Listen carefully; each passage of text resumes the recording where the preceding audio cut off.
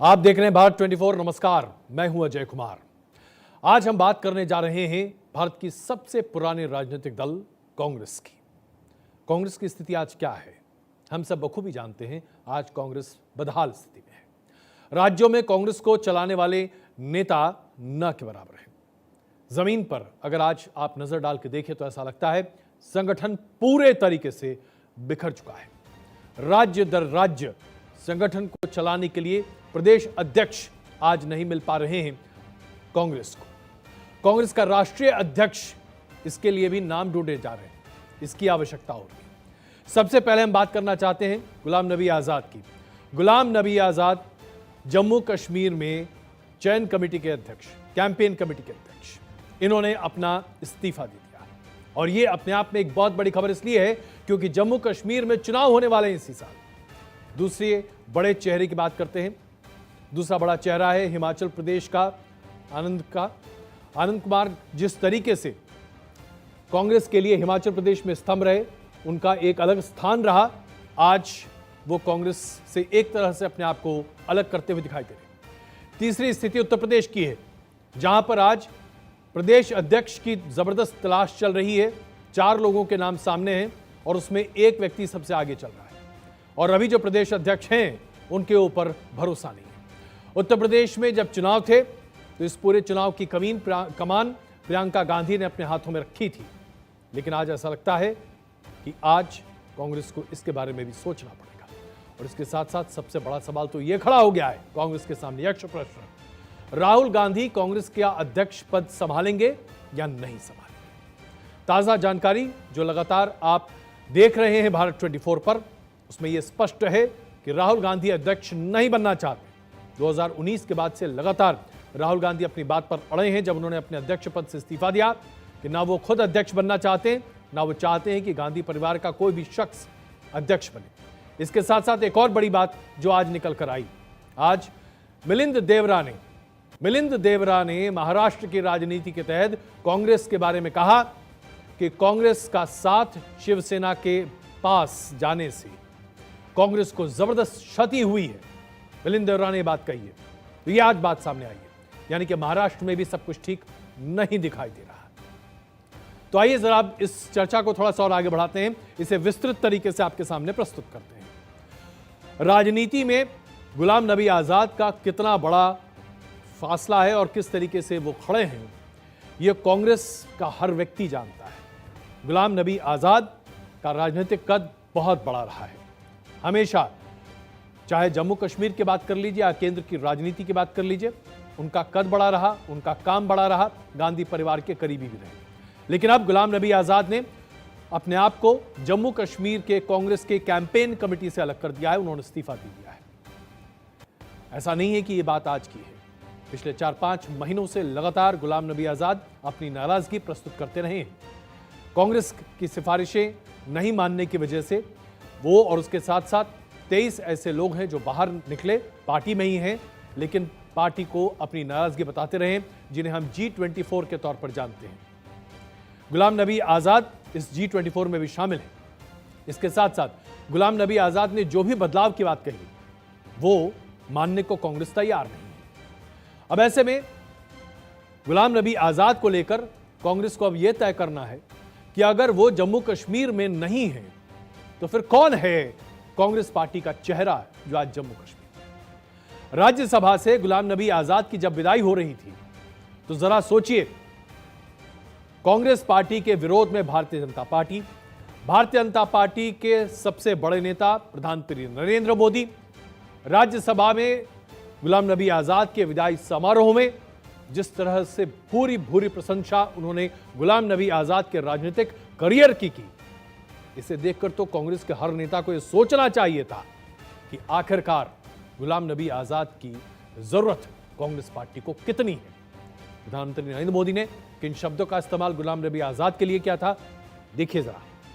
गुलाम नबी जी अपने दल की चिंता करते थे, लेकिन देश की और सदन की भी उतनी ही चिंता करते थे। पद, सत्ता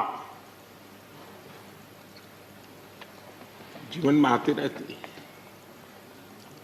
लेकिन उसे कैसे पचाना,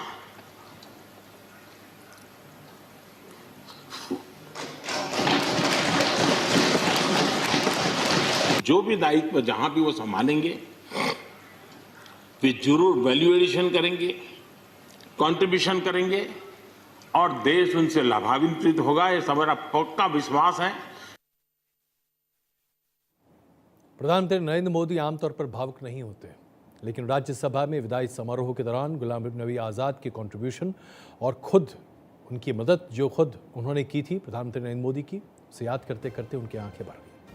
क्या ये अपने आप में काफ़ी नहीं है कांग्रेस पार्टी के तमाम रणनीतिकारों को समझने के लिए कि गुलाम नबी आज़ाद का पद और ओहदा पार्टी के लिए और देश के लिए कितना है? उनके राजनीतिक करियर की बात कर लेते हैं बहुत संक्षेप में। आज़ादी के तौर से वो एक आज़ाद राजनीतिक तौर पर रहे हैं। 1973 में उन्होंने ब्लॉक कांग्रेस कमेटी के सेक्रेटरी के तौर पर काम करना शुरू किया। 1980 में जम्मू कश्मीर यूथ कांग्रेस के अध्यक्ष बने। 1980 में महाराष्ट्र से लोकसभा की सीट उन्होंने जीती। 1982 में लॉ मिनिस्ट्री में चुनकर डिप्टी मिनिस्टर बने। 1984 में लोकसभा में फिर चुने गए। यूपीए 1 और यूपीए 2 दोनों सरकारों में मंत्री रहे। 2005 से 2008 तक जम्मू कश्मीर के मुख्यमंत्री रहे। 41 साल का राजनीतिक सफर है।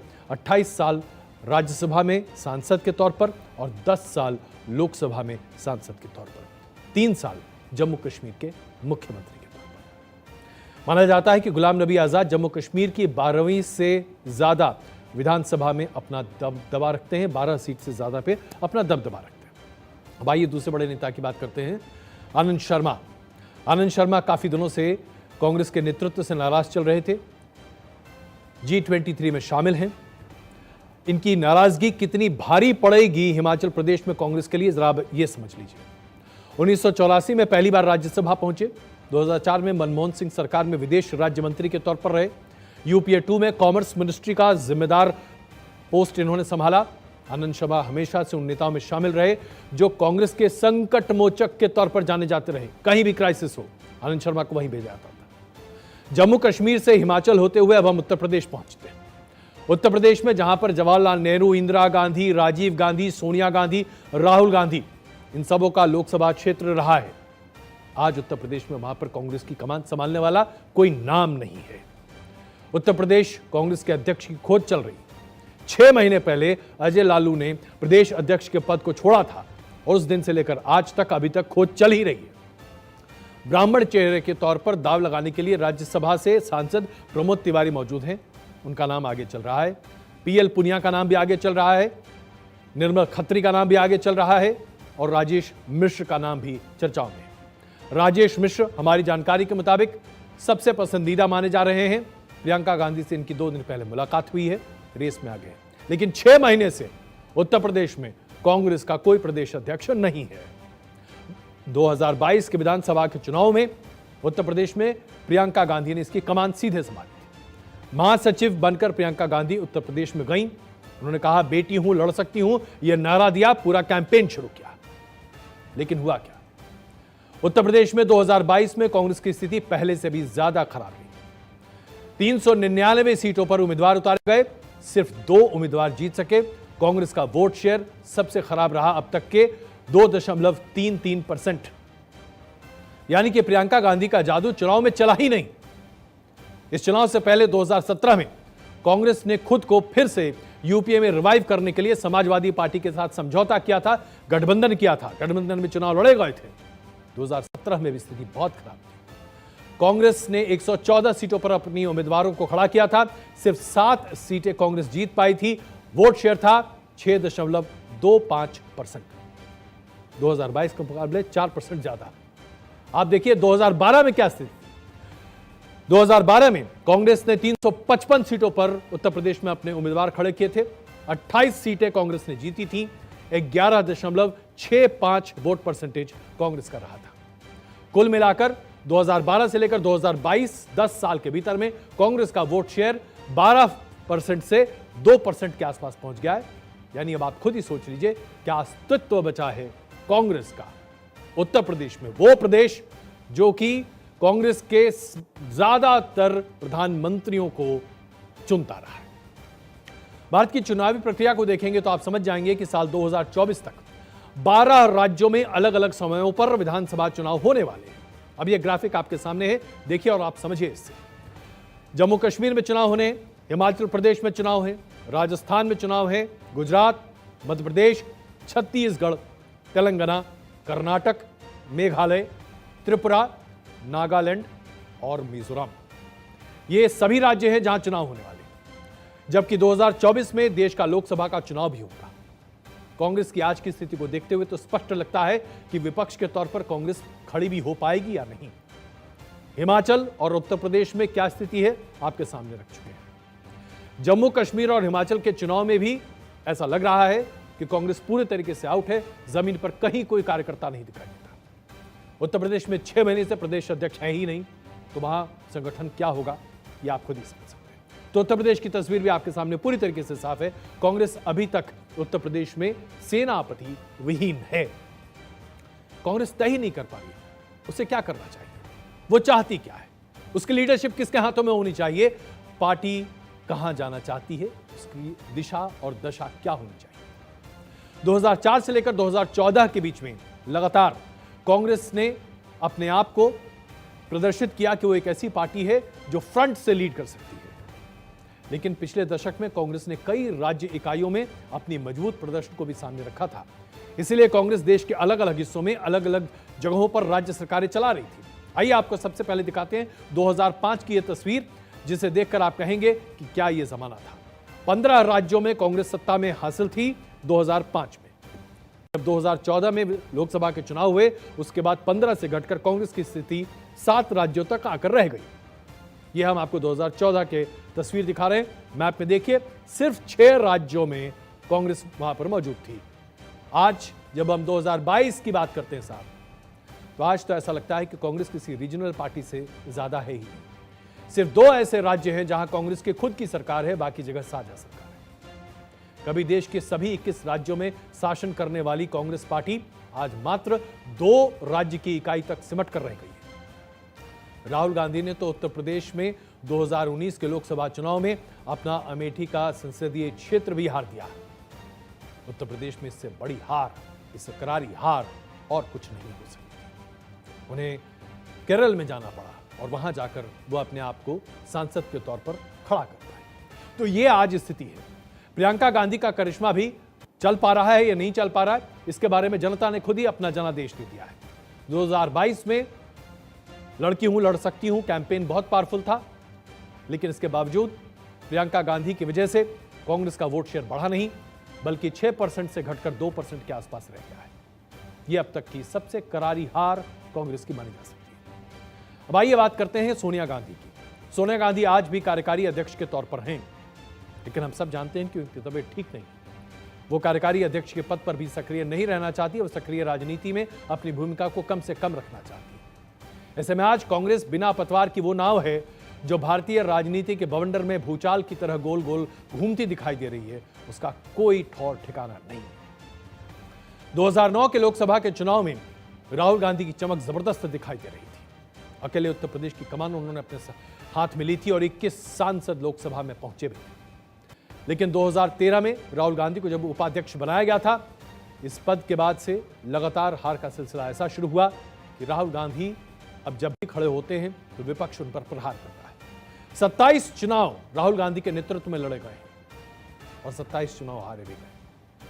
2012 में उत्तर प्रदेश, पंजाब, गोवा, गुजरात हार का सामना। 2013 त्रिपुरा, नागालैंड, दिल्ली, राजस्थान, मध्य प्रदेश, छत्तीसगढ़ हार का सामना। 2014 लोकसभा का चुनाव हार।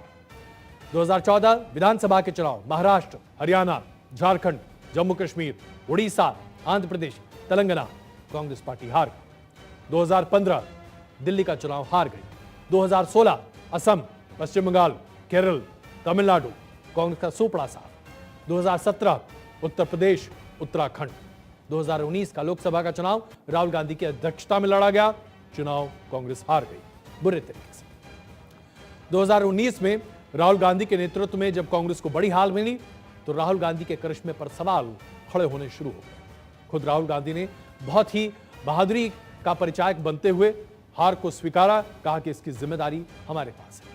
उसके बाद उन्होंने सीडब्ल्यूसी की बैठक में स्पष्ट तौर से कहा कि किसी भी गांधी परिवार के सदस्य को कांग्रेस के अध्यक्ष के तौर पर नहीं होना चाहिए। गैर गांधी को कांग्रेस के अध्यक्ष पर रखना चाहिए, जिसकी वजह से पार्टी में एक नई ऊर्जा आए और पार्टी आगे बढ़े।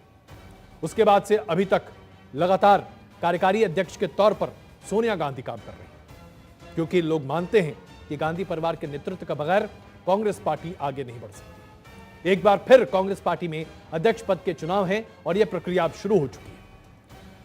राहुल गांधी अभी भी लगातार इनकार कर रहे हैं, वो अध्यक्ष पद के लिए खड़े ही नहीं होना चाहते।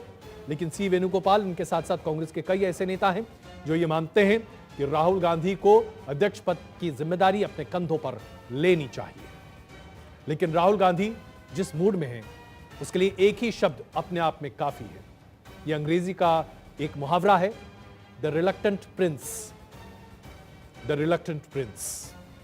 और ये अपने आप में परिचायक बन गया है राहुल गांधी का, एक ऐसा युवराज जो सत्ता संभालने को तैयार है। अब अगर राहुल गांधी कांग्रेस अध्यक्ष नहीं बनते हैं तो अध्यक्ष कौन बनेगा? कांग्रेस की कमान किसके हाथों में जा सकती है? जो नाम चर्चा में है आपके सामने है। अंबिका सोनी, अशोक गहलोत जो कि राजस्थान के मुख्यमंत्री हैं, मल्लिकार्जुन खड़गे लोकसभा में अपने आप को दिखा चुके हैं, प्रदर्शित करते हैं। केसी वेणुगोपाल राहुल गांधी के लिए काफी नजदीकी माने जाते हैं। कुमारी सैलजा हरियाणा से हैं। मुकुल वासनिक, ये कुछ नाम हैं जो अध्यक्ष के लिए सामने रखे जा रहे हैं। लेकिन कांग्रेस पार्टी का एक बहुत बड़ा धड़ा मानता है कि इनमें से कोई भी नाम वो ताकत नहीं रखता जो गांधी परिवार का करिश्मा है, और इसलिए कांग्रेस पार्टी शायद इनके नेतृत्व में एकत्रित नहीं रह सकती।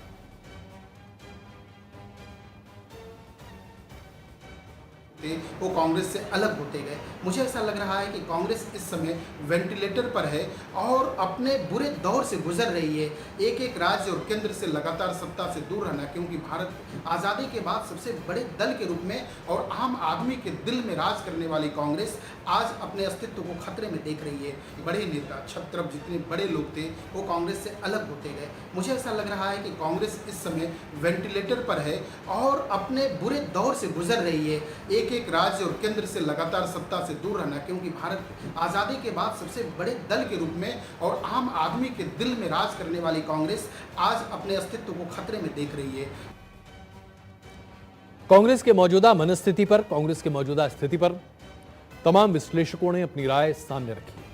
लेकिन अब हम आपके सामने कांग्रेस की वो तस्वीर प्रस्तुत कर रहे हैं जो कि आज हकीकत है, वास्तविकता है। सबसे पहले बात करते हैं जम्मू कश्मीर की। कांग्रेस के पास ना तो कोई चेहरा है और गुलाम नबी आजाद इस्तीफा दे चुके हैं, जाहिर सी बात है अब वो है नहीं। आइए अब हिमाचल प्रदेश की बात करते हैं।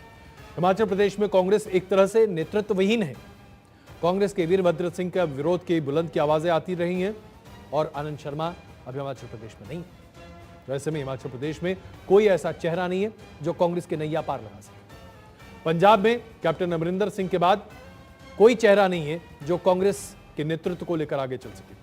आपसी गुटबाजी और कमजोर नेतृत्व कांग्रेस की सबसे बड़ी परेशानी है। हरियाणा में भूपेंद्र सिंह हुड्डा सबसे बड़े नेता हैं, लेकिन भूपेंद्र सिंह हुड्डा के साथ भी कई और नेता हैं जो वहां पर नेतृत्व की लड़ाई उनके साथ लड़ रहे हैं। कुमारी सैलजा इसमें सबसे बड़ा नाम है। जाहिर सी बात है वहां भी स्थिति साफ नहीं है और भूपेंद्र सिंह हुड्डा पर कांग्रेस आलाकमान का खुद का पूरा नियंत्रण भी नहीं। उत्तराखंड की बात करते हैं। सत्ता से बाहर कांग्रेस केवल हरीश रावत तक सिमट कर रह गई है और इस बार की हार ने कांग्रेस को चौतरफा या यूं कहें कि चारों खाने चित कर दिया है। उत्तराखंड में कांग्रेस का कोई नेतृत्व आज सामने नहीं दिखाई देता। राजस्थान में अशोक गहलोत की सरकार है, नेतृत्व है, चेहरा है, लेकिन यहां तकरार है। अशोक गहलोत और सचिन पायलट के बीच में तनातनी जग जाहिर है। इस पर और ज्यादा चर्चा क्या की जा सकती है। दिल्ली की बात करते हैं। दिल्ली में आम आदमी पार्टी ने कांग्रेस के पूरे स्पेस को अपने हाथ में ले लिया है। अजय माकन यहां पर एक नेता जरूर दिखाई देते हैं, लेकिन उनके पीछे खड़ा होने वाला कोई दिखाई नहीं देता। दो बार चुनाव में कड़ी हार कांग्रेस को यहां पर मिल चुकी है। माफ कीजिएगा। उत्तर प्रदेश में 80 के दशक से कांग्रेस नेतृत्वहीन होती हुई दिखाई दी। 1989 के बाद चेहरा विहीन हो गई। जमीनी कार्यकर्ता गायब हो चुके हैं। अमेठी से राहुल गांधी चुनाव हार चुके हैं। ऐसा लगता है कि उत्तर प्रदेश में तो अब पांव उखड़ चुके हैं कांग्रेस के। मध्य प्रदेश में कांग्रेस की सरकार बनी थी लेकिन चल नहीं पाई। और ऐसे में कमलनाथ और दिग्विजय सिंह की आपसी लड़ाई अब कांग्रेस पर मध्य प्रदेश में बहुत भारी पड़ने वाली है।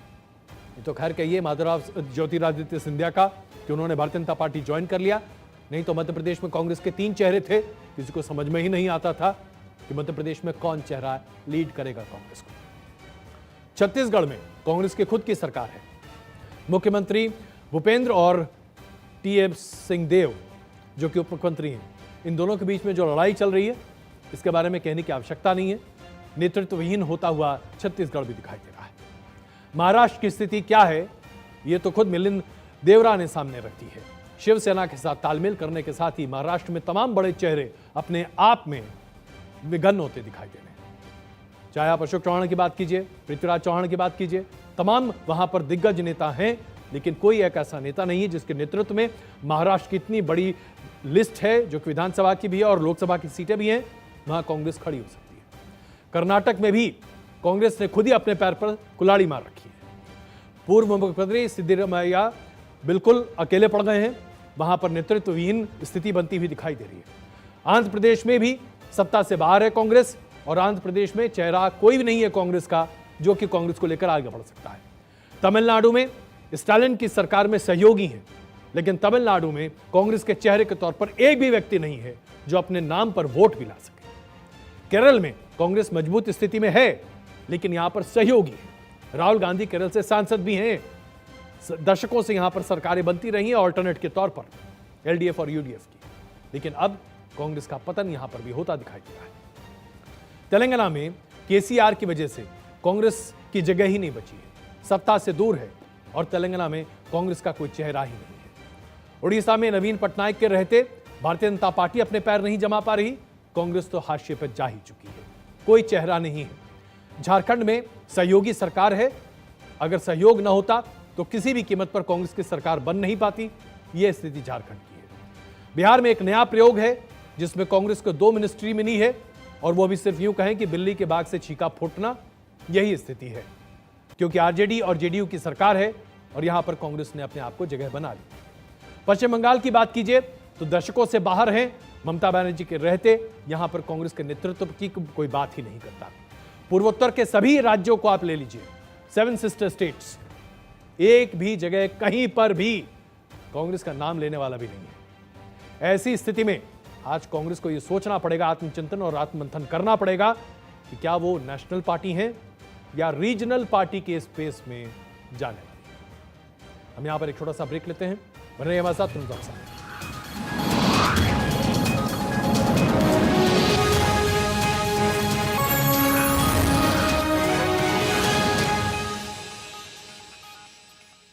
अधिकांश लोगों की धारणा है कि आयुर्वेदिक इलाज स्लो और लंबा होता है और गंभीर रोगों को हैंडल नहीं कर सकता, लेकिन जीवा आयुर्वेद ने लोगों की सोच को बदल कर रख दिया है। जीवा आयुर्वेद ने 20 लाख से अधिक पेशेंट्स की पर्सनलाइज्ड चिकित्सा की है और 400 से अधिक स्टाफ आपकी सेवा में अवेलेबल है। यदि आपको लगता है कि आपकी बीमारी ठीक नहीं हो रही है तो एक बार जीवा आयुर्वेद में जरूर कॉल करिए। तो अभी तुरंत 88 26 40 40 40 पर कॉल करिए। ढोकला खाते ही उनके दोस्त पूछेंगे, भाभी जी ढोकला आपने बनाया? मेरे पति कहेंगे, बनाया इसी ने, पर बना है राजधानी बेसन से। राजधानी बेसन, स्वाद दिखता है।